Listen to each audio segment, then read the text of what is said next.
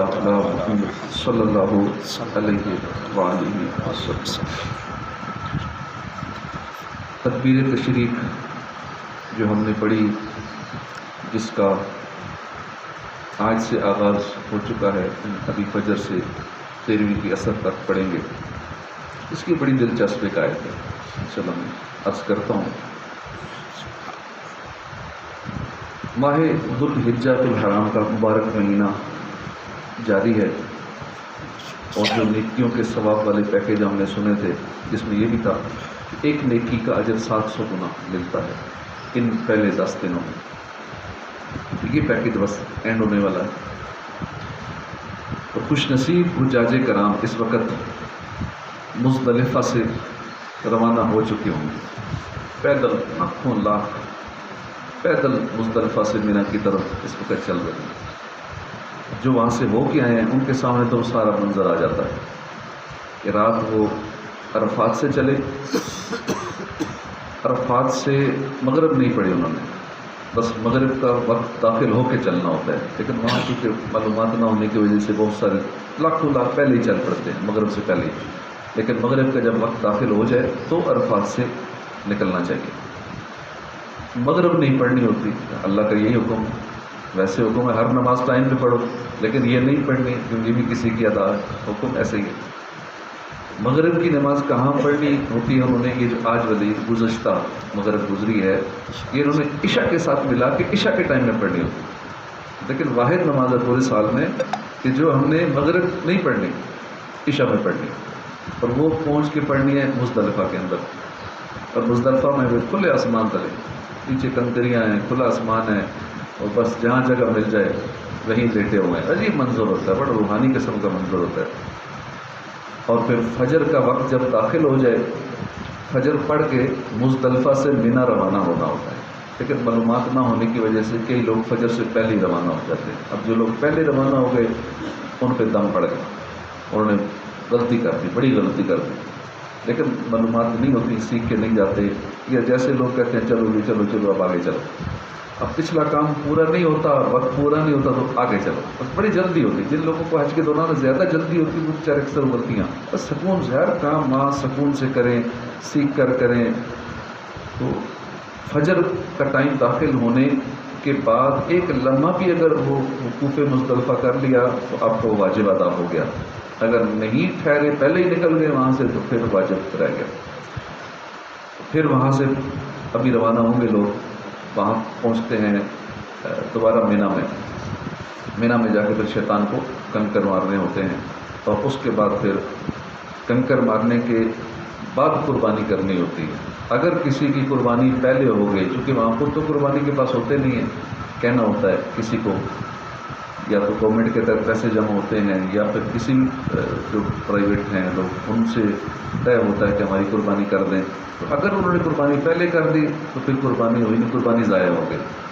ہاں جب آپ نے کنکر مار لیے شیطان کو، اب کب باری آتی ہے، رش کی وجہ سے بندہ بیمار ہو سکتا ہے، زخمی ہو سکتا ہے، کوئی بھی معاملہ پیش آ سکتا ہے، کسی کی باری صبح جلدی آ جاتی ہے، سورج نکلتے ہی نمبر آ جاتا ہے، کسی کا دن کو 10-11 بجے، کئی زور میں، کئی شام تک کنکر مارتے رہتے ہیں، لاکھوں لوگ ہوتے ہیں۔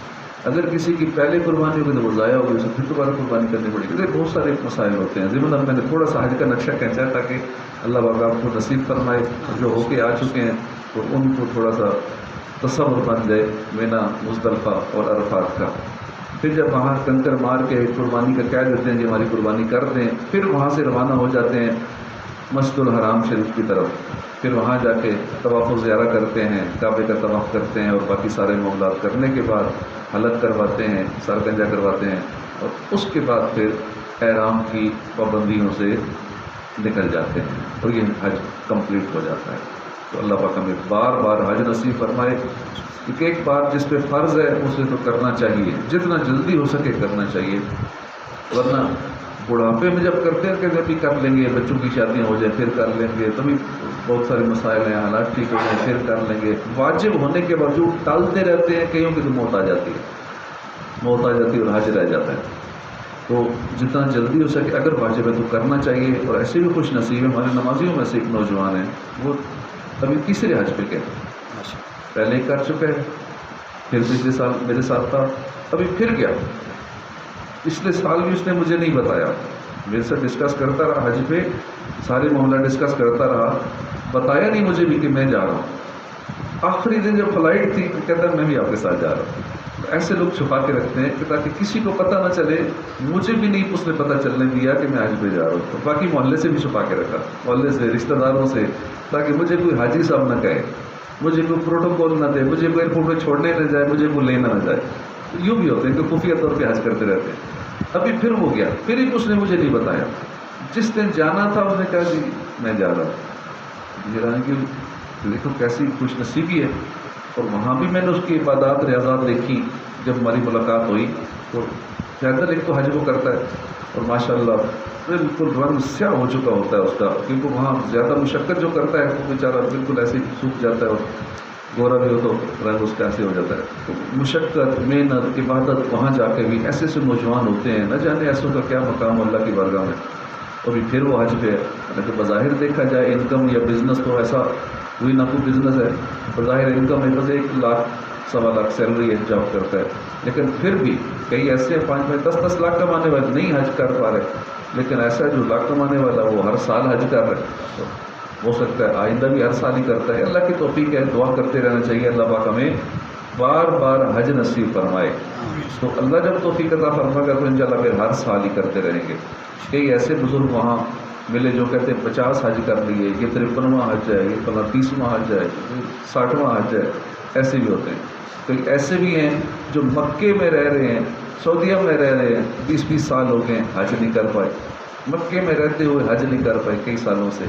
تو یہ اللہ پاک کی توفیق ہے، جسے توفیق عطا فرما دے تو اللہ ہمیں بھی حج بھی اور بار بار عمروں کی بھی سعادت نصیب فرمائے، آمین بجاہ نبی الامین صلی اللہ علیہ وسلم۔ تو میں کہہ رہا تھا یہ مبارک دن ہے ذو الحجہ کے، اور ابراہیم علیہ السلام نے ذو الحج کی 8ویں رات خواب دیکھا، جس میں کوئی کہنے والا یہ کہہ رہا ہے کہ بے شک تمہیں اپنے بیٹے کو ذبح کرنے کا حکم دیتا ہے، بے شک اللہ تمہیں اپنے بیٹے کو ذبح کرنے کا حکم دیتا ہے۔ 9ویں رات پھر وہی خواب دیکھا، 10ویں رات پھر وہی خواب دیکھا۔ اب خواب دیکھنے کے بعد آپ نے صبح اس خواب پر عمل کرنے، یعنی بیٹے کی قربانی کرنے کا پکا ارادہ کر لیا۔ آپ نے سارا ماجرا اپنے کم عمر بیٹے اسماعیل علیہ السلام کو بتایا، اللہ کا فرمان ہے کہ میں تمہیں ذبح کروں، اب تمہاری کیا رائے ہے؟ اسماعیل علیہ السلام خود بھی اللہ کے حکم پر سر تسلیم میں کام کرنے والے تھے۔ آپ نے جو جواب دیا قرآن پاک نے اس کو یوں بیان کیا، قالا کہا، یا ابت افعل تؤمر ستجدنی انشاء اللہ من الصابرین، کہا اے میرے باپ کیجئے، قالا کہا یا ابت افعل، اے میرے باپ کیجئے، کیا کیجئے؟ ما تؤمر، جو آپ کو اللہ نے حکم دیا بس وہ آپ کر دیجیے، خدا نے چاہا تو قریب ہے کہ آپ مجھے صابر پائیں گے۔ تفسیر حاضر میں اسماعیل علیہ السلام نے اپنے والد محترم سے عرض کیا، ابو جان ذبح کرنے سے پہلے مجھے رسیوں سے مضبوط باندھ دیجیے تاکہ میں ہل نہ سکوں، کیونکہ مجھے ڈر ہے کہ کہیں میرے ثواب میں کمی نہ ہو جائے۔ میرے خون کے چیٹوں سے اپنے کپڑے بچا کے رکھیے تاکہ انہیں دیکھ کر میری امی جان غمگین نہ ہو۔ چھری خوب تیز کر لیجیے تاکہ میرے گلے پر اچھی طرح چل جائے، جلدی میرا گلا کٹ جائے، کیونکہ موت بڑی سخت ہوتی ہے۔ آپ مجھے ذبح کرنے کے لیے پیشانی کے بل اٹھائیے، چہرہ زمین کی طرف ہو تاکہ آپ کی نظر میرے چہرے پر نہ پڑے۔ جب آپ میری امی جان کے پاس جائیں تو انہیں میرا سلام پہنچا دیجیے، اگر مناسب سمجھے تو میری قمیض انہیں دے دیجیے، اس سے ان کو تسلی ہوگی، صبر آ جائے گا۔ ابراہیم علیہ السلام نے فرمایا، میرے بیٹے تم اللہ کے حکم پر عمل کرنے میں میرے کیسے عمدہ مددگار ثابت ہو رہے ہو۔ پھر جس طرح اسماعیل علیہ السلام نے کہا تھا ان کو اسی طرح باندھ دیا، اپنی چھری تیز کی، اسماعیل علیہ السلام کو پیشانی کے بل لٹا دیا، ان کے چہرے سے نظر ہٹا لی اور ان کے گلے پر چھری چلا دی، لیکن چھری نے اپنا کام نہ کیا، یعنی چھری نے گلا نہ کاٹا۔ ابراہیم علیہ السلام نے جب اسماعیل علیہ السلام کو ذبح کرنے کے لیے زمین پر اٹھایا تو اللہ کے حکم سے حضرت جبرائیل علیہ السلام بطور فدیہ جنت کا مینڈا لے کے حاضر ہو، تشریف لائے، جنت کا مینڈا لے کر، دمبا لے کر اور دور سے اونچی آواز میں فرمایا اللہ اکبر اللہ اکبر. یہ جو ہم تکبیر تشریق پڑھتے ہیں نا، یہ وہ ساری اسٹوری ہے، وہ والی یاد ہے. جبرائیل علیہ السلام نے اونچی آواز میں فرمایا اللہ اکبر اللہ اکبر. جب ابراہیم علیہ السلام نے یہ آواز سنی تو اپنا سر آسمان کی طرف اٹھایا اور جان گئے کہ آزمائش کا وقت گزر چکا ہے اور بیٹے کی جگہ فدیے میں مینڈا بھیجا گیا ہے. لہذا خوش ہو کر فرمایا لا الہ الا اللہ واللہ اکبر. یہ ابراہیم علیہ السلام کے الفاظ ہیں. جب اسماعیل علیہ السلام نے یہ بات سنی تو فرمایا اللہ اکبر وللہ الحمد. اب اس کے بعد ان تینوں پاک حضرات کے ان مبارک الفاظ کی ادائیگی کی یہ سنت قیامت تک کے لیے جاری و ساری ہوگی. دنیا بھر میں جو کوئی بھی ہے اس نے یہ پڑھنی پڑھنی. لیکن اللہ پاک اپنے پیاروں کی اداؤں کو کیسے محفوظ کر لیتا ہے قیامت تک کے لیے. اور وہ سارا منظر لائیں جب وہاں جو موجود ہوتے ہیں وہ بھی یہ تصور لائیں کہ ابراہیم علیہ السلام ان مقامات پہ انہوں نے ذبح کیا، پھر یوں شیطان کو، چھوٹا شیطان، درمیانہ شیطان، بڑا شیطان، اس کو ٹکر مارے. اب تو وہاں پہ 4-5 منزلہ بلڈنگ بنی ہوئی ہے، روڈز بنے ہوئے ہیں، ٹرینوں کے لیے الگ سسٹم ہے، جو ٹرین کے ذریعے آتے ہیں، جو بسوں کے ذریعے آتے ہیں ان کے لیے الگ وہ جگہ مارنے کی، جو پیدل آ رہے ہوتے ہیں ان کے لیے الگ جگہ بنی ہوئی ہے، اے سی لگے ہوئے ہیں. اور ہر وقت وہ فوارے پانی والے جو ساتھ ساتھ پانی بھی فوار پڑتی رہتی ہے، ساتھ ساتھ ٹھنڈے اے سی چل رہے ہیں، پنکھے چل رہے ہیں، اتنی سہولیات ہیں. اور کئی تو جہاز کے ذریعے آتے ہیں، ادھر ہی ہیلی پیڈ ہی بنا ہوا ہے، اس کے ذریعے آتے ہیں، اترتے ہیں، کنکریاں مارتے ہیں. اتنا آسان ہو چکا. تو رستوں میں چل بھی رہے نا حج کے دوران تو وہاں بھی وہ پانی کی فواریں پڑ رہی ہیں اور بڑا مزہ آ رہا ہوتا ہے، پانی چہرے پہ پڑ رہا ہے، سر پہ پڑ رہا ہے. تو اس وقت کیسا منظر ہوگا کہ جب کچھ بھی نہیں تھا، نہ روڈیں تھیں، نہ یہ پانی کی سہولیات، نہ پانی کے فوارے، نہ کوئی پنکھے، نہ اے سی. اب اتنا کچھ ہونے کے مینا کے خیموں میں اے سی لگے ہوئے، عرفات میں جائیں تو وہاں اے سی لگے ہوئے ہیں. تو اس وقت کچھ بھی نہیں تھا. تو اتنی شدید گرمی میں کتنی تکلیفیں حاجی برداشت کرتے ہوں گے پہلے دور میں. تو اب اتنی سہولیات کے باوجود حاجیوں کے حالات دیکھے کل کہ ہر ایک بندہ بیان دے رہا تھا. بہت سارے ہمارے پاکستانی بھی حالات ٹھیک نہیں ہیں جی، انتظامات ٹھیک نہیں ہیں، ہمیں خیموں کے باہر ویٹ کرنا پڑا، باہر سونا پڑا، اندر جگہ نہیں ملی، انتظامات صحیح نہیں ہیں، کھانا صحیح نہیں ہے، وہ معاملہ وہ معاملہ. تو ہماری منسٹری نے بھی اس بارے میں کوئی لگے ہوئے ہیں کوشش، لیکن ان کے بس کی بات نہیں. کیونکہ وہ جو حج کے 5 دن ہوتے ہیں وہ سعودی گورنمنٹ کے تحت ہوتے ہیں. کسی ملک کی اپنی مرضی وہاں نہیں چلتی. جو بھی وہاں معاملہ ہے رہن سہن کا، کھانے پینے کا، وہ وہاں کی گورنمنٹ کے تحت ہوتا ہے. وہاں جا کے ہمارے منسٹر بھی بے بس ہو جاتے ہیں. ہمارا جو عملہ ساتھ مدد کے لیے گیا ہوتا ہے یہ خود بے بس ہوتا ہے. بلکہ یہاں تک کہ جو گائیڈ ہوتے ہیں نا، ہمارے ہزاروں لوگ گئے ہوتے ہیں پاکستانی گورنمنٹ کی طرف سے، جو فری میں جاتے ہیں، الٹا ان کو پیسہ بھی ملتا ہے جانے کا. تو خدمت کر رہے ہوتے ہیں، راستے بتا رہے ہوتے ہیں کہ آپ کے خیمے ادھر ہیں ادھر جانا ہے. وہ بیچارے چھپ چھپ کے، ذرا کسی کو وہاں شک ہو جائے شرطوں کو، یہ یوں کر پکڑ کے اسے یہ اندر کر دیتے ہیں. وہ بیچارے طرح کے یوں چلا دیتے ہیں سسٹم. تو وہاں چونکہ سارے انتظامات ان کے تحت ہوتے ہیں، اس لیے وہاں پھر ہمارے پچھلے سال منسٹروں کو بھی انہوں نے 7-8 گھنٹے ڈیٹین کر لیا تھا، پکڑ کے اندر بٹھا لیا تھا. تو پریشانیاں آتی ہیں. حج کا موقع ہو، عمرے کا موقع ہو، بندہ یہ نہ سوچے کہ میں نے 15 لاکھ لگایا ہے، 20 لاکھ 30 لاکھ میں نے لگا دیا، مجھے کوئی پریشانی نہیں آئے گی. وہاں پریشانی آتی ہے. یہ سفر ہی مشقتوں والا سفر ہے. پہلے سے ہی ذہن بنا لیا جائے کہ میرے ساتھ یہ ہوگا. مینا میں ہو سکتا ہے مجھے نہ خیموں میں جگہ ملے، مجھے جوتیوں میں جگہ ملے لوگوں کی. اسی طرح ذہن بنا لے، ہو سکتا ہے کھانا نہ ملے، کھانا ختم ہو جائے. کل کھانے بھی میں نے دیکھا بہت سارے لوگ ادھر سے شور مچا رہے تھے، احتجاج کر رہے تھے کہ جی ہمیں کھانا نہیں دیا، بسیں نہیں پہنچی، 8 گھنٹے ہو گئے ہیں ویٹ کر رہے ہیں. یہ سب ہو سکتا ہے. بسیں نہیں پہنچے گی، رش اتنا ہوتا ہے کہ وہاں ٹریفک جیم ہو جاتی ہے. تو ہمیں تمام آزمائشوں کا پہلے سے ذہن بنا کے جانا چاہیے. تو پھر انشاءاللہ آسانی ہوگی. اللہ پاک ہمیں اگلے سال یہ دن وہاں پہ دیکھنا نصیب فرمائے اور پھر پریشانیوں پہ پریشان نہیں ہونا. جتنی آزمائشیں اس طرح میں آتی ہیں اتنے گناہ معاف ہوں گے، آسانیاں ہوں گی. تو یہ وہ تکبیر تشریق جو ہم پڑھتے ہیں یہ وہ ہے. اور یہ 9ویں ذوالحجہ کی نماز فجر، جیسے آج 9ویں ہے، فجر سے لے کر 13ویں کی عصر تک 5 وقت کی فرض نمازیں جو مسجد کی جماعت مستحبہ کے ساتھ ادا کی گئیں، ان میں بآواز بلند تکبیر کہنا واجب ہے. 3 بار افضل ہے، 1 بار واجب ہے. اور یہ سلام پھیرنے کے بعد فوراً کہنا واجب ہے تکبیر تشریق جو ہم نے سنی اور پڑھی، اللہ اکبر لا الہ الا اللہ اللہ اکبر اللہ اکبر وللہ الحمد، یہ الفاظ ہیں۔ تو اس واقعے کے اندر، اس واقعہ قربانی کے اندر ہمارے لیے کئی مدنی پھول ہیں۔ سب سے پہلے تو یہ معلوم ہوا کہ ابراہیم علیہ السلام اور اسماعیل علیہ السلام میں اطاعت الہی کا کیسا جذبہ تھا، کہ ابراہیم علیہ السلام نے رضائے الہی کی خاطر اپنا وہ بچہ جو بڑھاپے میں ملا، بڑی دعاؤں سے ملا اور آپ کی آنکھوں کا نور، دل کا سرور تھا، جو بچہ اتنا پیارا تھا،